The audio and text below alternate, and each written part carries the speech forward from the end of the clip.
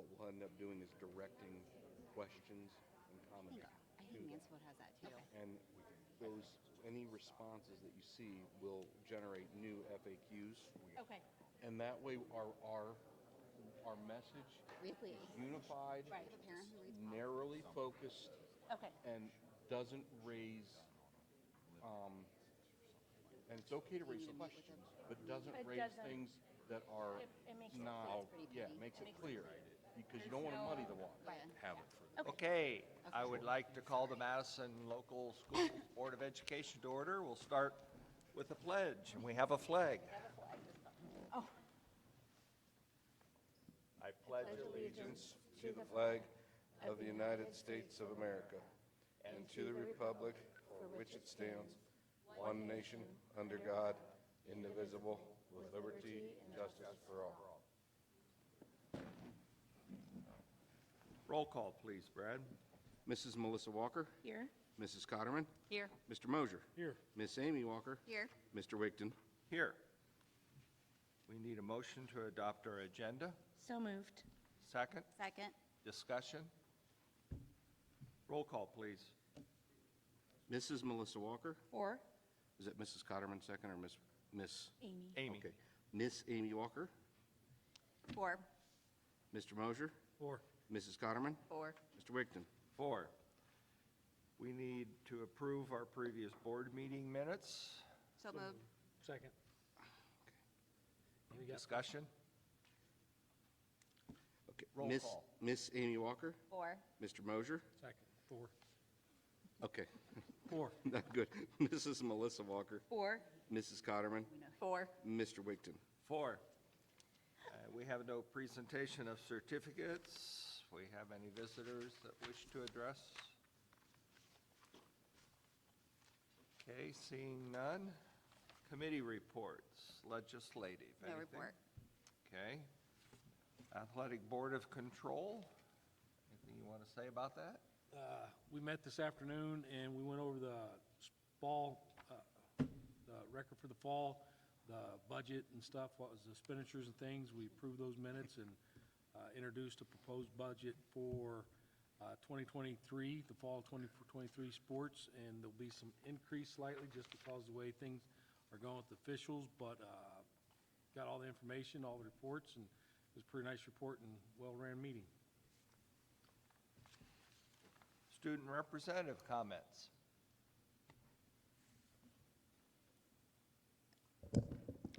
Sports are in full swing. Boys basketball team has been staying competitive, and they're going into a big conference game Friday at home versus Ashland. Girls basketball are having a ton of fun, and leaders are starting to develop on their young team. Swim is undefeated in individual meets so far. A lot of big invites coming up. Wrestling has been successful, and they also have a lot of big meets coming up. Mayor Madison is going extremely well. We have 10 families spread out between all the clubs in the school. All the shopping and most of the wrapping is completed. The penny drive and the food drive we put on for that are starting to wind down. Our holiday spirit week is in full swing. We're getting a lot of participation, having a ton of fun with that throughout the school. Big news, we have a promotional crew doing a video at the high school showcasing the things going on at Madison that deserve recognition. They're interviewing Friday a handful of people, including students, alumni, administrators, and other people in the building. Overall, Madison's ending the semester and the year strong. Thank you. Facilities report. Mr. President, I just want to say that things are going well. Over Christmas break, we have several contractors coming in doing some significant construction projects in the high school and the middle school.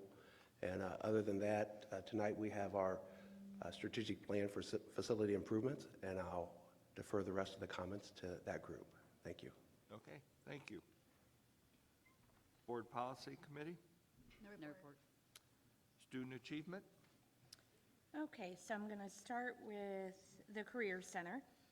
They reported that 5 out of 5 students passed their phlebotomy certification. 1 out of 1 former student passed the dental assisting certification. 4 out of 4 students will receive their high school diplomas who completed MIG welding and passed the certification. 4 out of 6 students enrolled in the Customer and Office Support Technologies Adult Diploma Program passed their first required certification. The other 2 have not yet tested. And 1 out of 1 of the 1,500-hour cosmetology graduates is now licensed after passing the state board testing. At the high school, end of course, exam testing is underway. Common Grounds Coffee Bar will be opening soon. Construction has recently been completed, and the Culinary Arts Program is extremely excited to get started. Winterfest took place this last Saturday, December 10th, which was a great opportunity to celebrate arts. On November 30th, the Madison BPA leadership joined other Region 7 schools in raising funds for the Special Olympics. The Madison Comprehensive High School Skills USA chapter joined forces with Mansfield Senior Skills USA chapter to adopt Harmony House and the Domestic Violence Shelter to make this a December to remember for our community. They are accepting donations until December 16th. I know Wyatt already talked a little bit about Mary Madison, so just a couple things to make note. The National Honor Society is actually shopping and wrapping gifts. Key Club is leading the Penny Wars to raise money. OCC leadership is leading a campaign to donate toiletries and other household items. And Student Council is leading canned food and non-perishable food item drive with the first period class. At the middle school, students have begun completing their mid-year diagnostics for iReady this month, which is actually a theme you'll see throughout the elementaries as well. This platform is a universal screener used by the district to assess student learning levels and abilities from which learning needs can be targeted. Also helps teaching staff to measure student growth across the school year. Middle school spelling bee occurred this month, and the top 10 finalists will go on to compete at the Richland County Spelling Bee hosted by Mid-Ohio ESC in January. To provide more stretch opportunities for student achievement, students were introduced to the Young Entrepreneur Academy opportunity in this area during homeroom this month. This program is sponsored by the Richland Chamber of Commerce and can provide students in grades 6 through 12 with skills to learn how to start their own business. Another opportunity that was presented to students was the opportunity to be a part of the first robotics competition team. This team meets at the Kehoe Center in Shelby and is looking to recruit 7th and 8th grade students from the middle school. Dale Norwood, the lead mentor for the team, gave presentations in 7th and 8th grade STEM classes and shared some of the robots and equipment that the robotics team uses. At Madison South, academically, they set student, classroom, and school-wide goals for iReady and completing tasks. As students reach their individual goals, they come to the office for their goal tracking sheet and are congratulated while receiving a reward. As classrooms reach their goal, they have the option of different classroom awards and their pictures taken to display. When they reach the school-wide goal, they will celebrate with a school-wide ice cream party. Currently, they are 1/3 of the way there for the school-wide goal for both math and reading after having started in October. At Mifflin, they're beginning mid-year diagnostics using iReady and will be using the data to inform instruction groupings and interventions as we head into the third quarter. The quarter 2 leadership celebration of a directed paint is happening on Friday, where students earning enough Class Dojo points will be creating a winter landscape. House points will also come to a close on this day, with the house earning the most behavior points earning a pizza party. And at Eastview, they are gearing up for their PBIS Magic of Science event this Friday, and students are working on their mid-year iReady diagnostics. Okay, superintendent's update.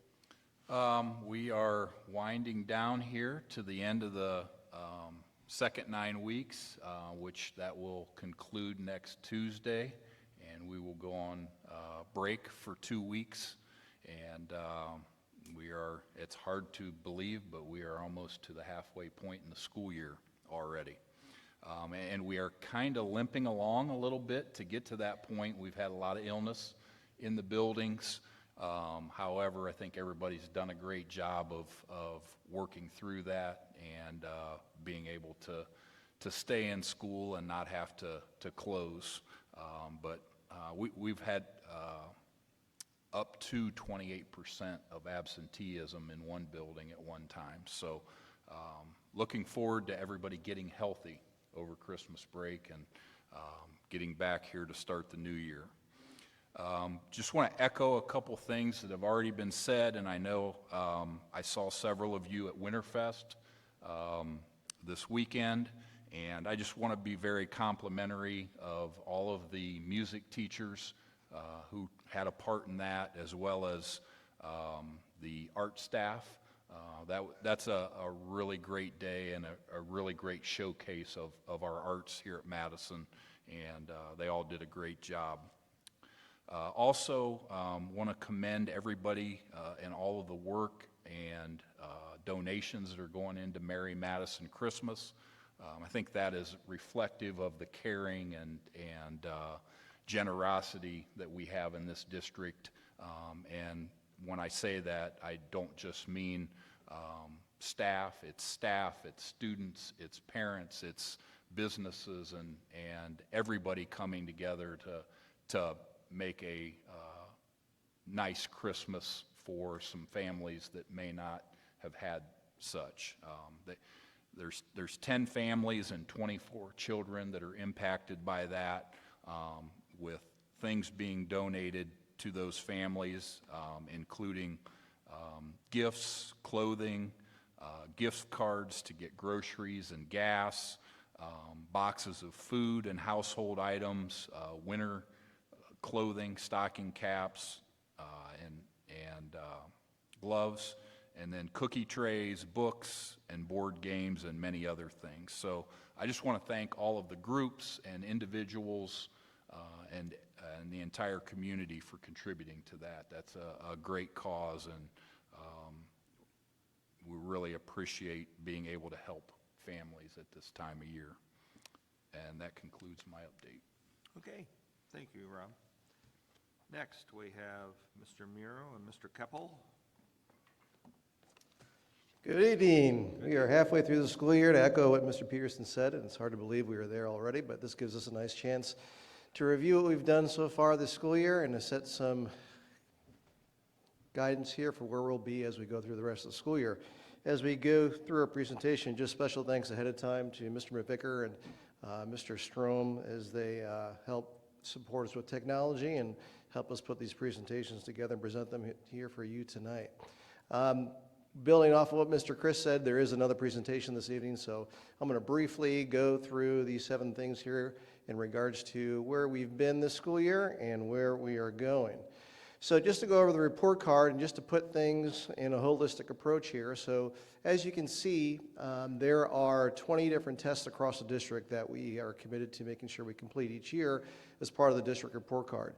With the current configuration that we have in our district, that means that our middle school, being grades 5 through 8, means 11 of those state tests are at the middle school.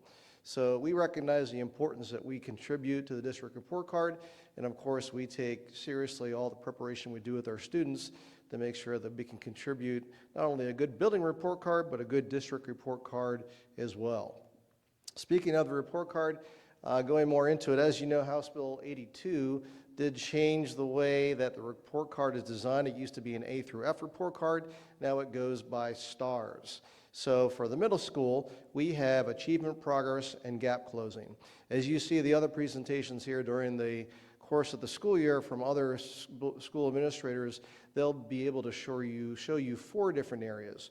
So in the middle school, there's less places to hide in a sense, because we have to make sure that we're working to all of our diligence to make sure that we can do the best in those 3 categories, and which means that those 3 are weighted heavier for us than they would be perhaps if you were in elementary school or high school.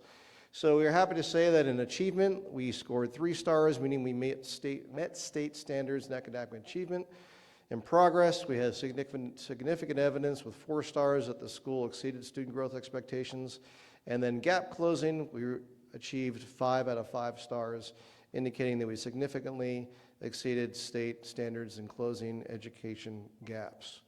So going to the achievement part, now, if you remember from the old report card, and going up to the top where it says 81.5 of a possible 109.1, it used to be that was out of 120. And as they went to the new report card, it now is not necessarily 120. If you can read the last sentence in that first paragraph, the maximum possible score is determined by the average of the highest 2% performing index scores in the state. So that made things more about kids and what kids are doing and how to build on the growth that we have for kids, rather than the old standards base where every single grade level or benchmark indicator had to hit an 80% percentile, and if you didn't, then you weren't meeting the indicator. That made it more about numbers and not necessarily more about kids. So be that as it may, we have a 4% or 4-point, increase over the previous year's report card. And I'm going to show you some other things that help qualify the fact that that is true and that we are heading in the right direction with all of our other pieces that we do instructional-wise across our building. The next part of one of those three is a progress, or as we know as educators, also known as value added. And just to give you the key right up here, so the key colors have changed. Dark blue, of course, has made more progress as it reads there. Light blue made more progress, and green is kind of right in the middle, meeting the expectation. Going to here, so the fourth grade is all blacked out here, so this is listed here, but not necessarily counting towards everything we look at here. So English language arts in all grades combined, we are meeting the growth expectation in math as well. And then in science, we are more progress than expected, and then all tests making more progress than expected, moderate evidence. And this is significant here because as part of our strategic plan, there are two ways in which we, as buildings, need to meet the expectation of growing achievement. One is either a 5-point increase here, which we did a 4, or you can also meet through our strategic plan of increasing achievement by making the expected growth, and in here we achieve more than that. So we are making the goals and achieving the goals that were set forth in our strategic plan as we move forward. As we look through the individual areas here, you can see that we had real strong in ELA, 6th grade ELA, going across, made expected growth. Only area we didn't achieve expected growth was 7th grade, and that was due to ELA. However, that's an anomaly because our scores did go up a significant amount in 7th grade ELA.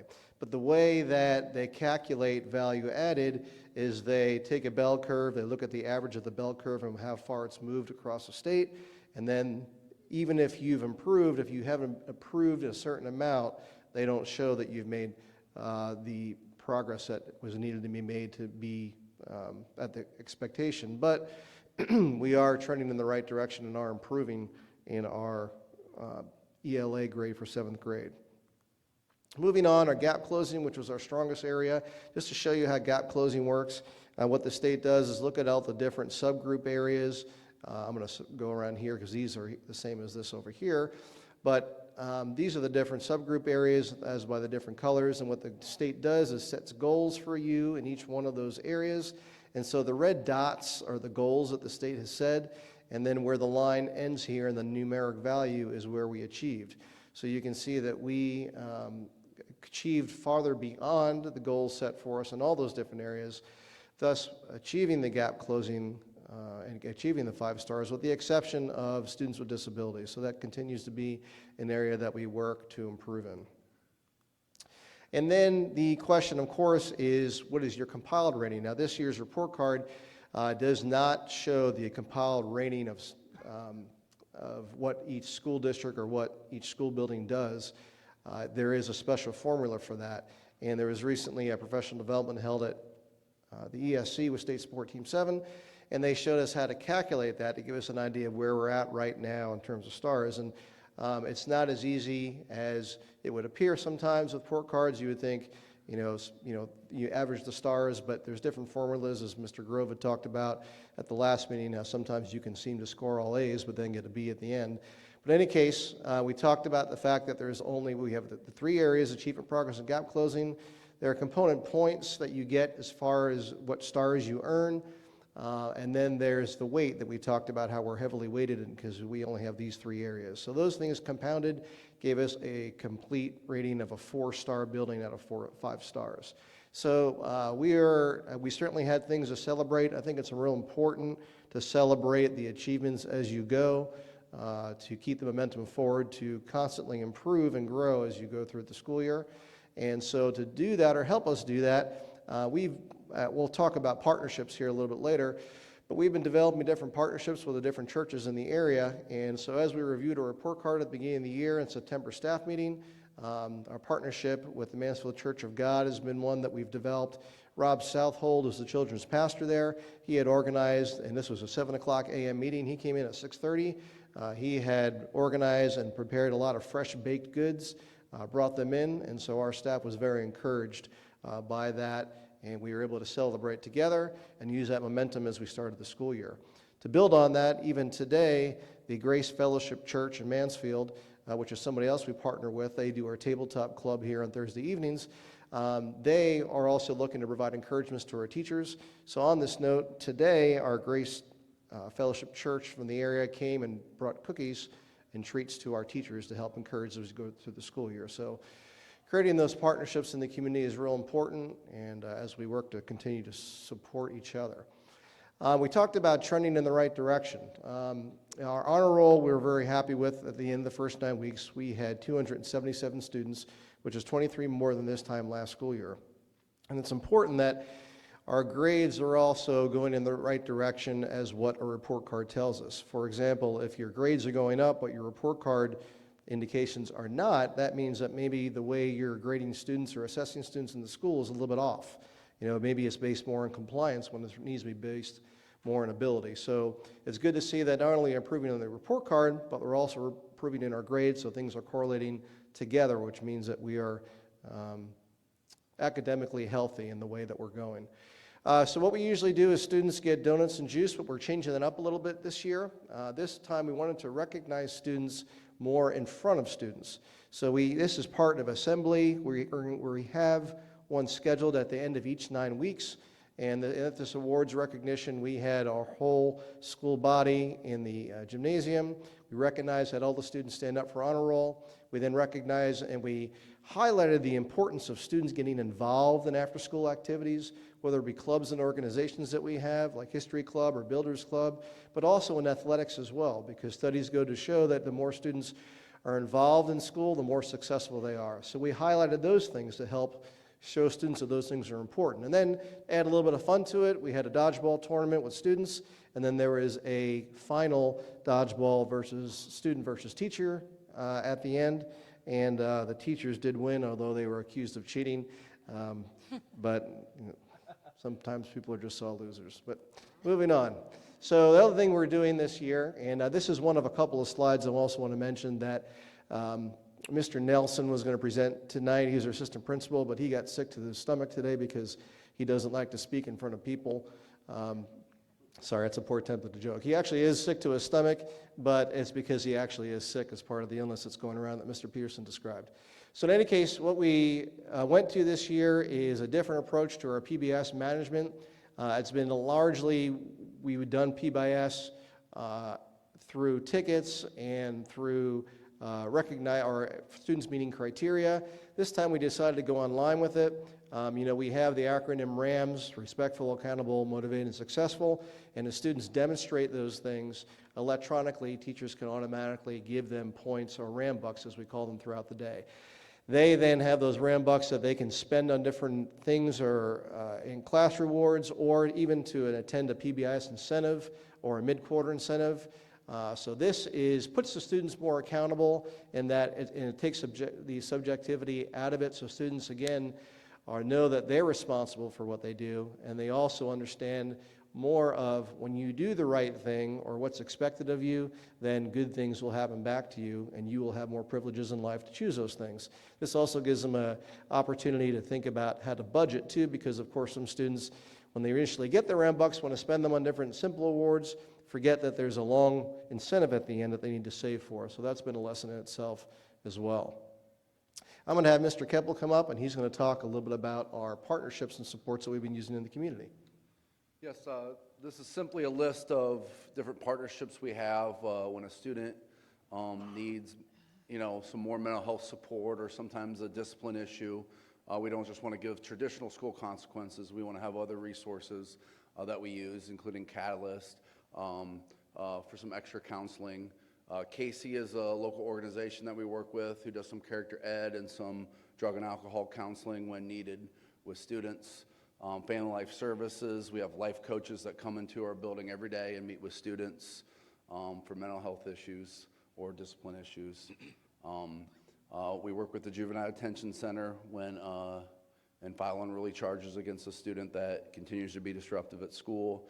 And then Vape Educate is a company that we've partnered with whenever a student is caught with vaping paraphernalia or vaping at school. We not only suspend them from school, but we reduce their suspension if they complete a online class through Vape Educate. I'm also going to talk a little bit about athletics. Fall sports have been completed. Very successful. Football, volleyball, cross country, cheer, all had good seasons. Winter sports have started. Right now, the 8th grade girls are undefeated. I just got word that both our 7th and 8th grade basketball teams have won today already tonight. 8th grade games are still pending. And our wrestling team took 2nd place in their first and only tournament so far this year. Another project that I work on is I have each coach nominate 1 or 2 students or 1 or 2 athletes, depending on the size of their team, who they recognize as somebody with leadership skills. I meet with those students as a group and try to foster that leadership through, showing them something interesting or bringing in a guest speaker to talk about leadership skills and how they can be used not only in the sport they're in, but in the classroom and through life as they get older. So we started with achievement, we're going to end with achievement, and as we constantly go through the school year and look to add things, this is Mrs. Eberst. She's helped to develop a after-school tutoring that we've this month extended now till 4:10 p.m. on Tuesdays and Wednesdays. We've also developed a partnership with the National Honor Society at the high school, and we have students who then come down and help tutor those students. Part of the success in building community as part of our strategic plan is just recognizing that we've got great resources around us and using those resources in the different ways that Mr. Keppel talked about. Our community resources with churches, our resources within the district that we use in terms of National Honor Society, all of those things together are important pieces to recognize that we are in a great community, have great resources to help students achieve. And as far as communication engagement, we again still have our website, of course, Remind, our newsletter, middle school memorandum that comes out, published at the end of each month. We have our electric sign on McElroy, our Facebook account, and then, of course, in this room, it's posted throughout the building, is our building TV announcements, which the students do enjoy seeing during lunchtime and does help them be proactive of what's coming up. What questions do you have that I can answer for you? No, I don't think so. Great, thank you very much. Thank you. Okay, next we have treasurer's report. We have to have a first and a second. I'll motion. Second. Oh, I'm sorry. Yeah. Second. Second. Okay, discussion. Now we can have the report. Sorry about that. Okay. All right. For the month of November, expenses exceeded revenues. One of the reasons the revenues are down in November was because last year in November we got all of our homestead and rollback reimbursement from the state of Ohio, which, that's close to $1 million. This year, the only thing we got in November was the mobile home rollback and reimbursement. All the other came in September, so that made the revenues lower for this November than last year, but that's why they're lower. But overall, we're still up for the year as far as revenue goes, which is, what I expected. Expenditures were up too in November, but vast majority of the expenditures increase is in personnel and benefits. Benefits are tied to salaries, but just think about it. If you take any number, divide it by 26, that would be higher than if you took the same number and divided it by 20, or lower than the same number divided by 24. 24,000 divided by 24 is 1,000. 24,000 divided by 26 is less. Well, last year there was 26 pays. This year there's 24, which means those 2 pays every month are going to be slightly higher. But what that also means is when you have 3 pay months like we had last December, this December, we're going to see that personnel line, if not be like flat, it'll probably be negative, because last year I looked, the third pay was, over $590,000. So that's a pay that we're not going to have coming out in December. We're going to have 2 pays that are higher than what they were last year, but we're only going to have 2 instead of 3. So it'll level out. Same way with the benefits, because benefits are based on salaries. That's pretty much it for that. The next page is the same thing that you guys got last. There's no changes. And we are pretty much tracking, and we're 41% is what we should be at. We are right there with revenues, a little bit higher in expenditures, but like I said, that should level out at the end of December, because we'll be 50% all the way through the year, and those numbers should be right on 50. Are there any questions on the financial report? That's all I have then. Okay, roll call. Mrs. Melissa Walker? 4. Mr. Mosier? 4. Mrs. Cotterman? 4. Miss Amy Walker? 4. Mr. Wigton? 4. Next is our strategic plan presentation on facility improvement and development.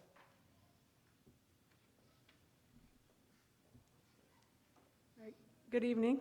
We're just going to talk real quick about some updates in our strategic plan and where we're going with that. So just a reminder, Madison Local Schools provides a safe, healthy, and accessible learning environment to meet 21st century educational, extra co-curricular, and community needs is our goal statement. This will be coming up in just a second. What's on the screen, that will be Mr. Keppel coming up. But just wanted to remind you what our goals were as our group. We've been working on addressing some of the infrastructure in the IT department, which we've discussed at other meetings, and then also using, updating the ADA compliance in all the buildings and athletic venues, which we've talked about before. And then our last goal was to create a long-term facility plan for the Board of Education's consideration. So that's what we're going to go into tonight a little bit, and Mr. Keppel is going to talk about some of the options that are out there and some long-term planning in our athletic department. Yes, Mr. Rickert and I were tasked with doing some research on some of our conference schools and, some of the things they have that we don't have and we'd like to have. Mr. Rickert is coaching our 8th grade girls basketball team right now, so he did help gather this information and the pictures that you're going to see. Well, first of all, the Gault Recreation Center, which is Wooster's Fieldhouse, was built in 1992. It cost $3.2 million, was funded by both Wooster schools and the YMCA there in Wooster. Now it's all ran by the schools, is my understanding, and there is some community access to the facilities. And if you haven't been there before, they have a nice track, and inside the track they have, I believe it's 4 basketball courts, and it's pretty multi-purpose and a pretty large facility, built in 1992. Ashland recently built a new field house that opened in 2020, $4.5 million facility funded by private donations in the school. There is a walking track that the community can use. There's 3 basketball courts. They have some baseball and softball hitting cages. It's right next to the football stadiums. There's new concessions and locker rooms for the football stadium, coaches' offices, a weight room, and a new wrestling room, which you'll see some pictures of here. This is, just where some of the money came from. The wrestling room, which is upstairs. Picture of their batting cages that can be used for both softball and baseball. Their brand new weight room. And then as you can see, 3 basketball courts. Up top, where you can see the railing, is the walking track. Mount Vernon's, which obviously just opened in 2021, but you can see the price jump too. It's bigger, but also, the cost of everything going up. $10.5 million facility, all privately funded. It has a full 8-lane track. All sports teams use it for a variety of practices. Some games are played there, including their freshman volleyball games. They've played there this fall. The community can walk on the track from 8 to 11 every evening. There's 4 full basketball courts. They do not rent it out, but they do use it as a fundraising, or their plan is to use it as a fundraising device for all their sports. For example, like track, they already have, I guess, some AAU track events lined up. The track coaches run it, and it's, you know, it's a fundraiser for their track program. The basketball team can host basketball tournaments. The volleyball team can host, you know, AU volleyball tournaments as a fundraiser. Here, you know, just a view of the 4 basketball courts you can see there. There's netting, I guess, that can drop down for a variety of reasons, including, like, you know, baseball and softball practices so the ball doesn't hit anything it's not supposed to. You know, it's, again, they can do a full track meet inside of it, including, you know, high jump, pole vault, long jump, all that stuff. Full, you know, a very large wrestling room is inside it also. And here's their weight room inside the Fieldhouse. Also, this is a picture from Mount Vernon also. They've recently, and a lot of schools are going to this, they turfed their infield of both their baseball and softball fields so that, you know, there are a lot less rainouts and so forth. You know, we know how rainy spring gets in Ohio. And, you know, I've seen a lot of facilities in the area, you know, they've turfed their infields for both their baseball and softball fields. Does anybody have any questions about the information there? Question, real quick. Yep. If we do something like that, where would we build at? Or has it The been field house? thought of? Yeah. Well, the biggest suggestion that we've had is the woods behind the current field house is we own all the way to Route 30 there with a access to, I forget the name of the road. Evergreen. So we could even have an entrance from Evergreen to the facility in addition to an entrance, you know, from the high school parking lot. Thank you. Yep. Very interesting. It's great what communities can come together and do. Hopefully, someday. Okay, we need a motion for item L, matters related to personnel. So moved. I'll Second. second. Okay, discussion. Roll call. Mr. Mosier. 4. Mrs. Melissa Walker. 4. Mrs. Cotterman. 4. Miss Amy Walker. 4. Mr. Wigton. 4. Next is the superintendent's business, item M. I need a motion. I'll move. Second. I'll second. Discussion. Yeah, I just want to share some facts with the board and with those of you that are here regarding the levy resolution that is on the agenda. If you can see those up behind us. So just starting at the top and working down, upon board approval, and there's one resolution on the agenda tonight, there will also be a second resolution coming in January. Upon passage of both of those resolutions, we will have a new, this is for new funds, 8 mil levy on the ballot on May 2nd, and that's for current operating expenses. Also want to make everyone aware that the district has gone a long time without asking the community for new operating funds. It's been since 1997, which at this time is 25 years ago, and by the time that the levy is on the ballot, it'll be 26 years. 8 mills, which is what we are asking for, will generate a little over $3 million per year in additional operating funds for the district, and those funds are sorely needed. And then next bullet, you'll see what the operating funds will be used for, and they'll be used to address the current deficit. As Mr. Stevens has made us aware, we were in deficit spending last year at $1.5 million, and then we anticipate at the end of this year it will be another $1.7 million or so. We'll be addressing that deficit, covering the increasing costs of current day-to-day operations. As we all know, cost of everything is going up.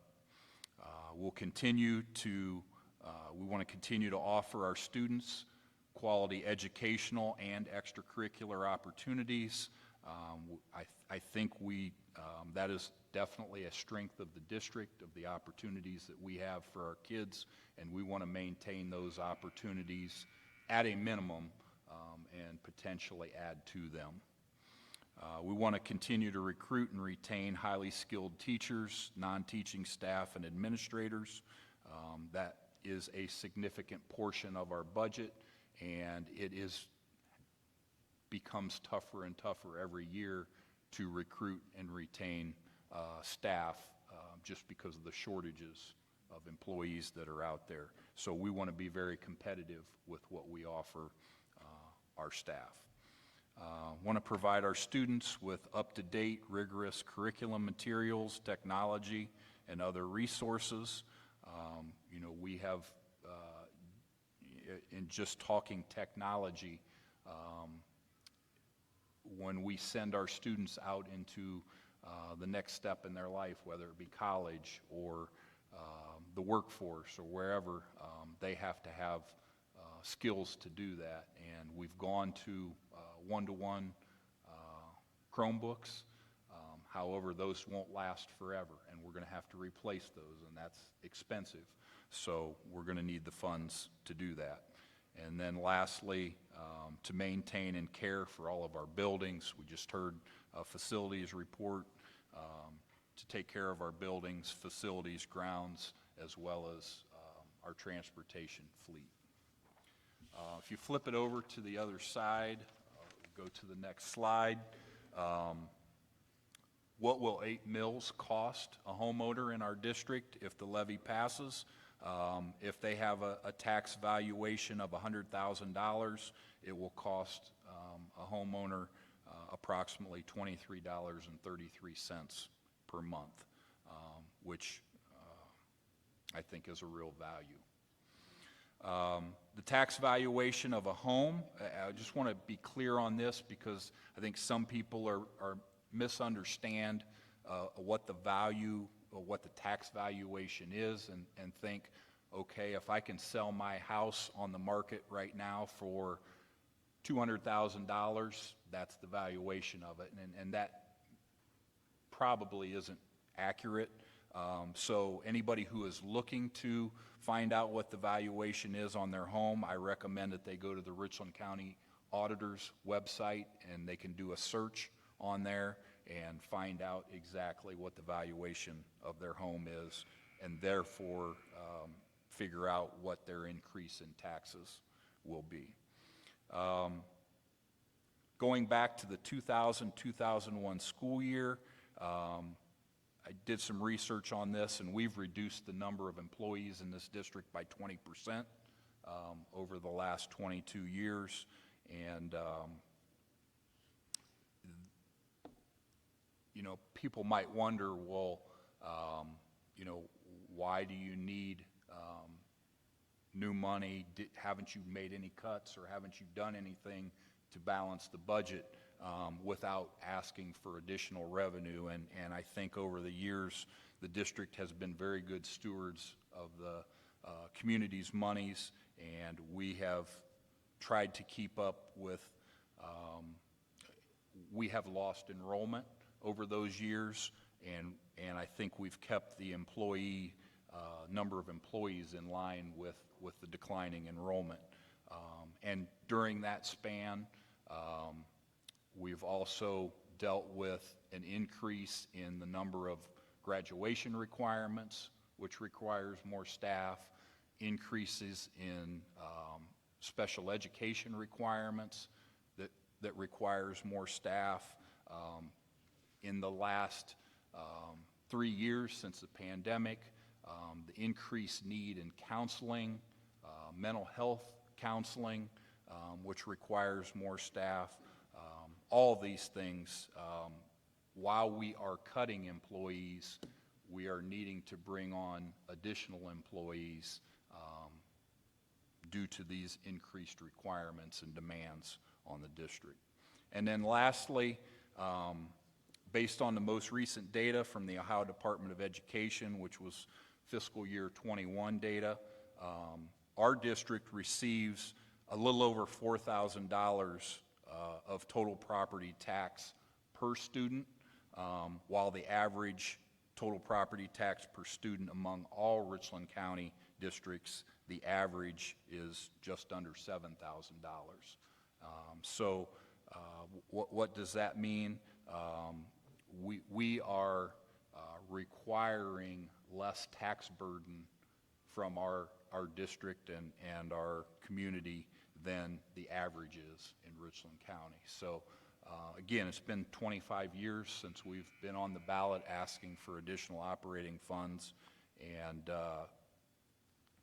you know, clearly nobody wants to raise anybody's taxes, but I think we're at a time in our district where this absolutely has to happen.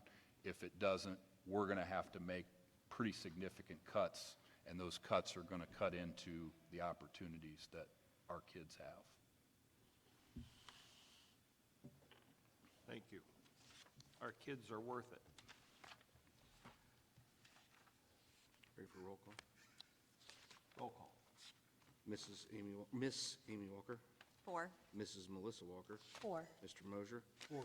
Mrs. Connerman, 4. Mr. Wigton. 4.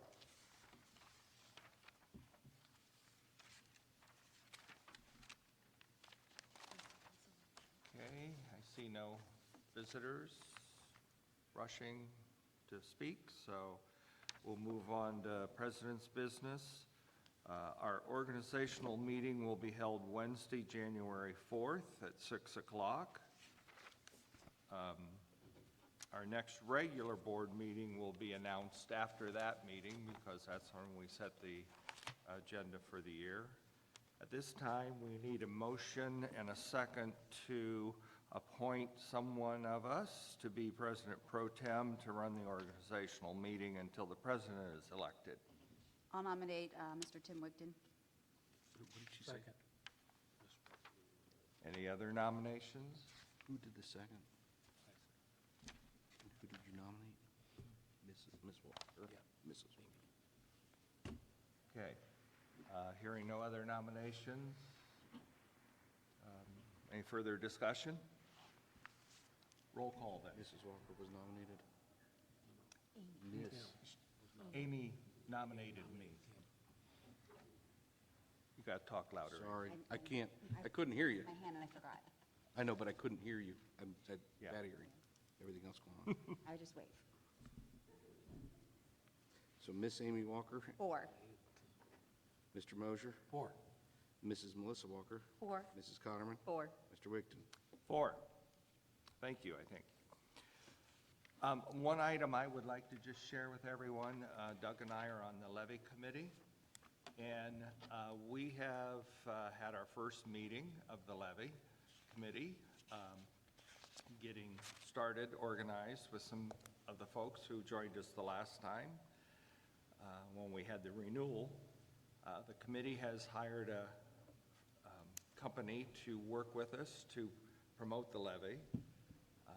One of the first steps we did take was to ask for a donation, and the Madison Athletic Boosters Association has donated $5,000 towards a $20,000 goal that we have as a levy committee. So I'm very appreciative of the boosters being there for the school district, as they always are.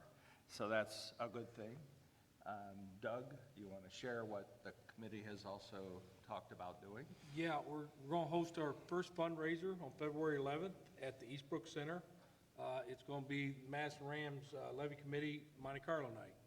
So it's been successful in the past in the community with the sports events, and we checked with the coaches, and we're going to host one on February 11th.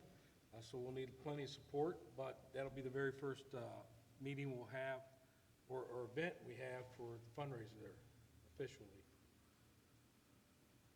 And we've also had, I forgot, donations from many of the administrators already and a few other people, so that's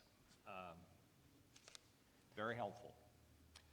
So I have no other business. We can entertain a motion to adjourn. So moved. I'll second. call. Discussion? Roll call. Mr. Mosher. 4. Mrs. Melissa Walker. 4. Mrs. Connerman. 4. Miss Amy Walker. 4. Mr. Wickton. 4. Okay, thank everyone for coming, and Merry Christmas. Have a good New Year.